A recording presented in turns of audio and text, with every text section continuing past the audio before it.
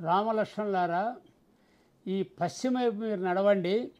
అక్కడ పోయిన తర్వాత కొంచెం దూరం పోయిన తర్వాత అన్నీ వివిధ రకమైనటువంటి ఫలవృక్షాలు ఉన్నాయి. ఆ ఫలవృక్షాలతో మీరు ఆకలి తీర్చుకోండి. అమృతమయమైనటువంటి ఫలవృక్షాలు ఉన్నాయి అక్కడ, మీరు ఆకలి తీర్చుకోండి అని ఆ తర్వాత ఆ తర్వాత దట్టమైనటువంటి అరణ్యం వస్తుంది.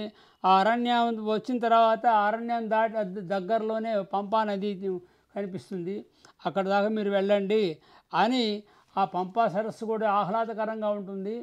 వివిధమైన జల పక్షులతోటి, తర్వాత ఆకాశంలో ఎగిరే పక్షులతోటి, వివిధమైనటువంటి ఫల పుష్పాలతోటి విరాజిల్లుతూ భూలోక సౌందర్యాన్ని అంతా కూడా ప్రతిబింబం చేస్తూ ఉంటుంది. ఈ పంపా నదీ తీరం చాలా బాగుంటుంది. మీరు వెళ్ళి అక్కడ విశ్రాంతి కూడా తీసుకోవచ్చు అని ఎంతో ఆహ్లాదకరంగా ఉంటుందని చెప్పాడు. అలా కబంధుడు అని పంపా నదికి చూడండి అని చెప్పి పంపించాడు. ఆ తర్వాత రెండవ సూర్యునిలాగా తేజస్తో వెలుగుతున్న ఆ కబంధుడు ఆయన ఏమన్నాడంటే, మీరు అంత పంపాస నదీ తీరం దగ్గరికి వెళ్ళాడంటే అక్కడ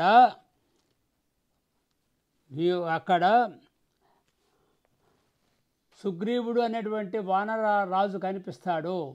ఆయన చాలా గొప్ప వ్యక్తి, అతన్ని మీరు కలవండి, స్నేహం చేసుకోండి అని కూడా చెప్పారు. అలా పంపా నదీ తీర ప్రాంతానికి వెళ్ళారు. అక్కడ రాత్రికి పంపా నది రాలేదు.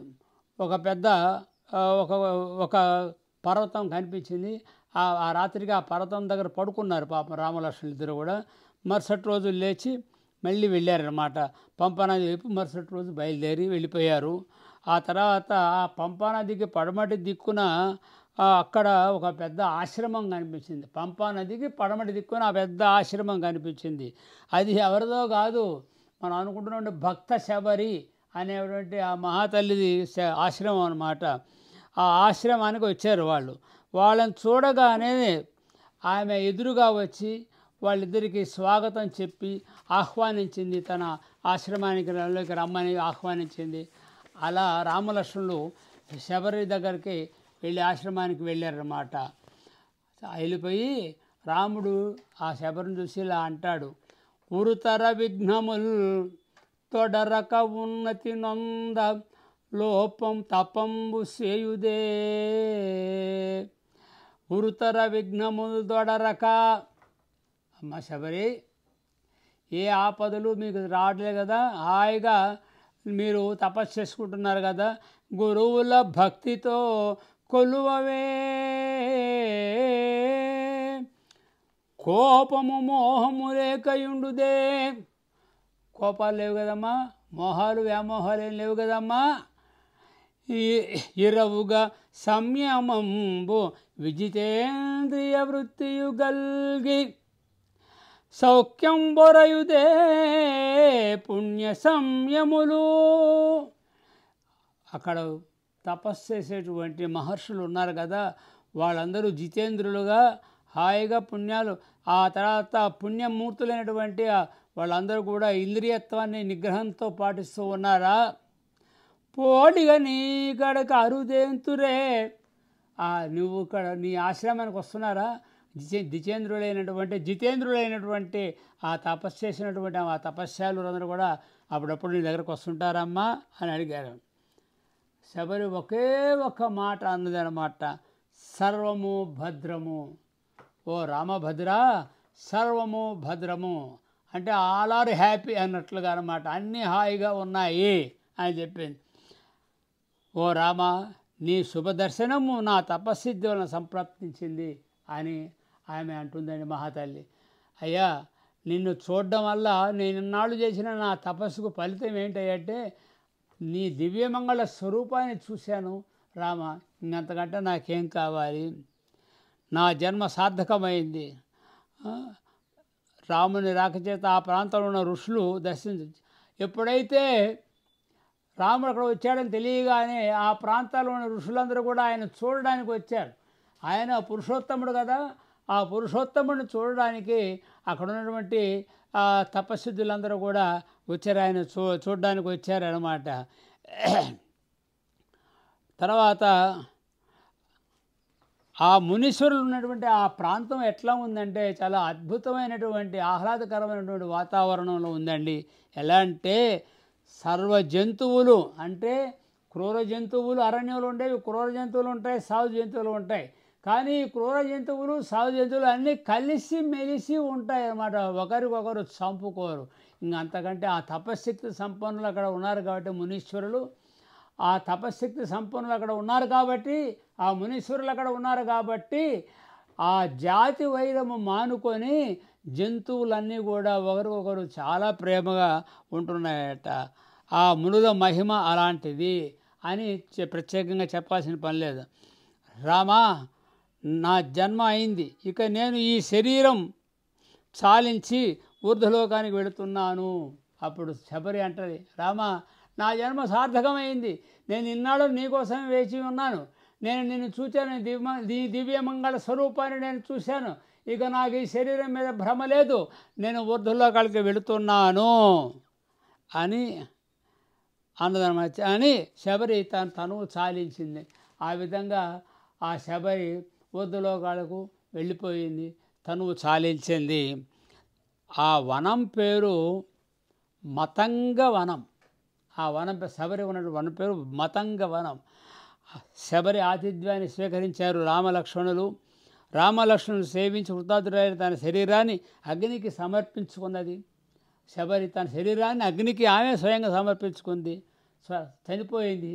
ఆ ఆత్మ స్వర్గానికి వెళ్ళిపోయింది అన్నమాట.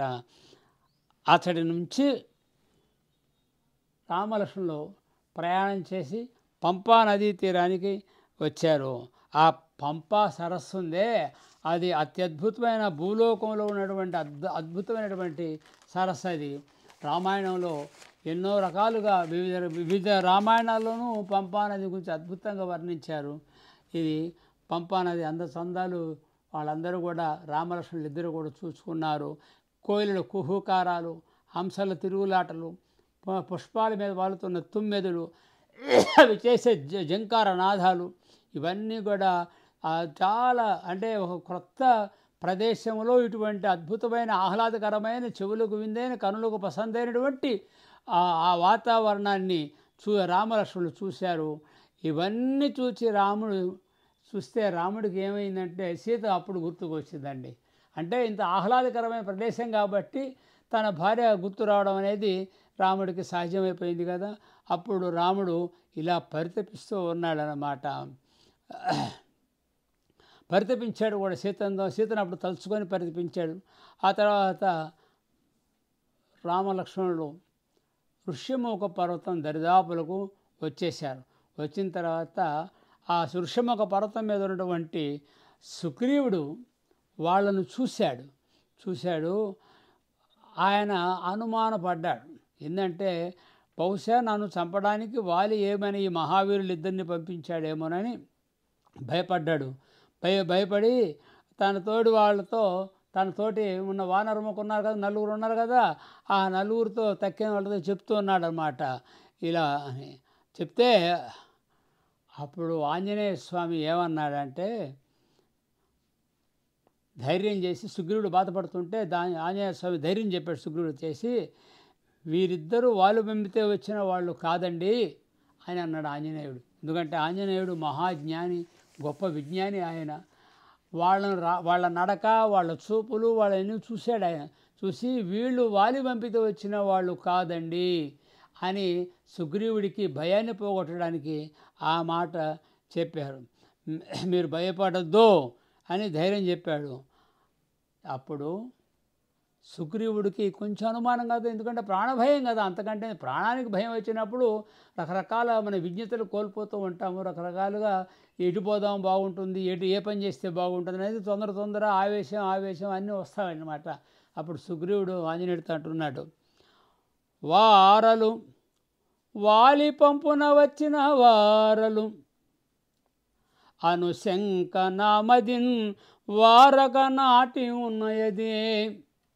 అయ్యా ఆంజనేయ, వాళ్ళు వాలి పంపగా వచ్చిన వాళ్ళు అనేటువంటి అనుమానం నా మనస్సులో నాటుకొని ఉన్నది. వాలియో నాయడ క్రించురాజులే పార అనేక మార్గముల అప్రియములం తెగజూతురేర్పడం. వాలి నా కార్యక్రమం ఎన్నెన్ని అప్రియాలు చేయాలో అవన్నీ చేస్తాడు. ఎన్ని కుతంత్రాలు చేయాలో అన్ని కుతంత్రాలు చేస్తారు. వారి నెరుంగగా వలయు. కాబట్టి నాకు అదొక అనుమానం ఉంది. సరే, వాళ్ళు ఎవరో తెలుసుకోవాలి, నాకు పూర్తిగా అర్థం కావాలి.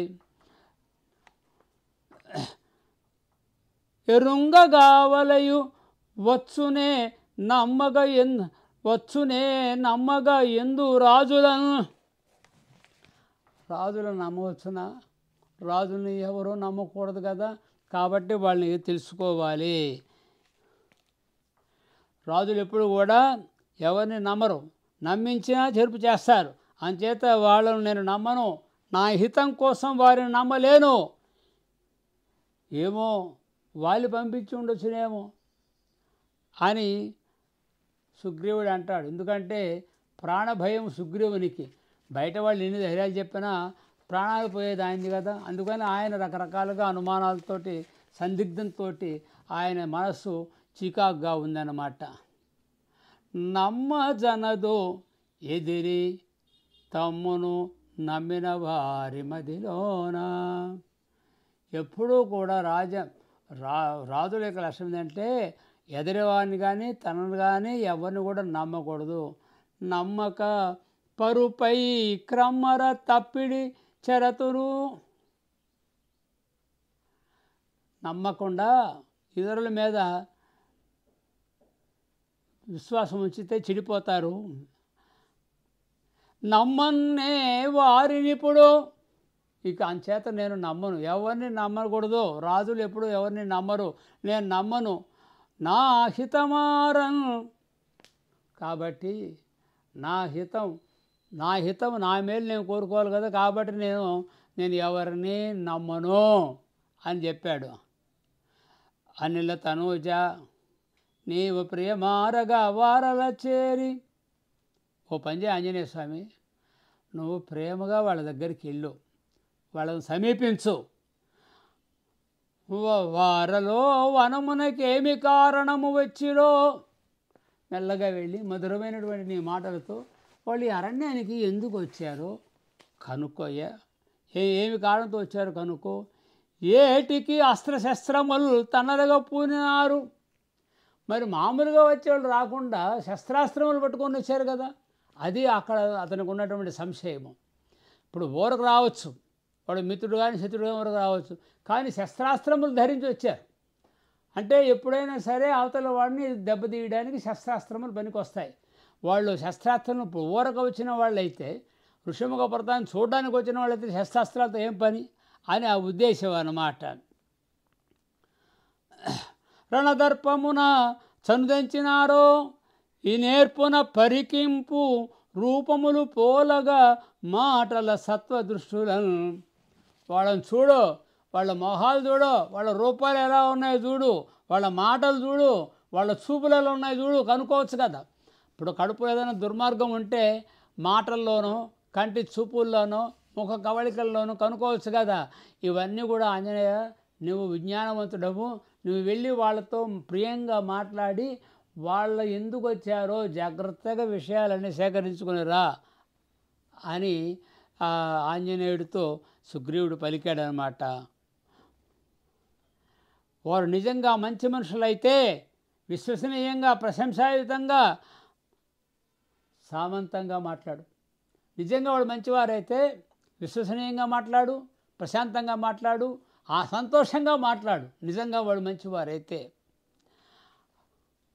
అప్పుడు ఆంజనేయుడు చాలా విజ్ఞాన ఖని ఆయన. అప్పుడు ఇలా అంటున్నాడు ఆంజనేయుడు కూడా, ఒక భిక్షకుడిలాగా, ఒక సన్యాసి భిక్షకుడు ఉంటాడే, భిక్షకుడిలాగా వేషం మార్చుకొని రామలక్ష్మణుల దగ్గరికి వెళ్ళారండి ఆంజనేయ స్వామి. ఆ జల్దీ బయలుదేరాడు. వారలతో ప్రేమగా ప్రియంగా మాట్లాడుతున్నాడు. ఇది సన్యాసి రూపంలో మాట్లాడుతున్నాడు. అంటాడు, మీరు మహావీరులు, గౌరవనీయులయ్యా,